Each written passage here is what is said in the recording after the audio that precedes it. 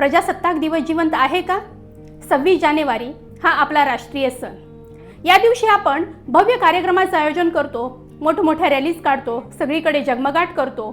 पण या जगमगाटामागे रस्त्यावर झोपणारा माणूस, शिक्षणापासून वंचित असणारी मुलं आणि न्यायासाठी वर्षानुवर्ष वाट पाहणारा नागरिक मात्र दिसेनासा होतो.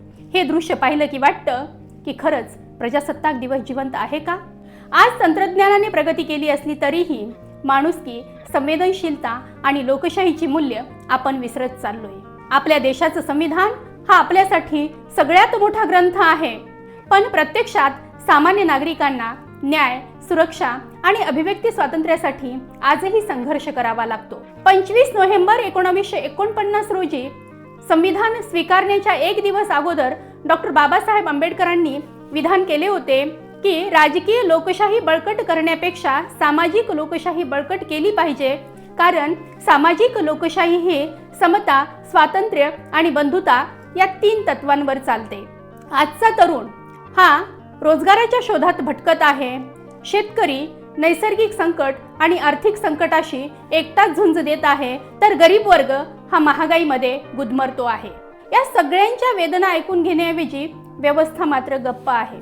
त्यामुळे लोकशाही फक्त निवडणुकीपुरतीच जिवंत आहे का?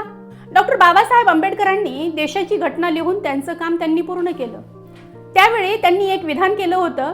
ते म्हणतात की घटना कितीही चांगली असली तरीही त्याला राबवणारे लोक जर वाईट असतील तर ती घटना वाईटच ठरते, आणि घटना कितीही वाईट असली आणि त्याला राबवणारे लोक जर चांगले असतील तर ती घटना चांगलीच ठरते. म्हणून आपला हेतू हा प्रामाणिक आणि स्वच्छ असला पाहिजे.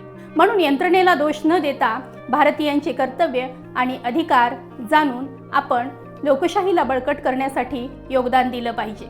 आपल्याला घटनेने दिलेले अधिकार आणि कर्तव्य हे जाणून घेऊया आणि लोकशाही बळकट करूया. आपणा सर्वांना प्रजासत्ताक दिनाच्या हार्दिक शुभेच्छा. जय हिंद, जय भारत, जय संविधान.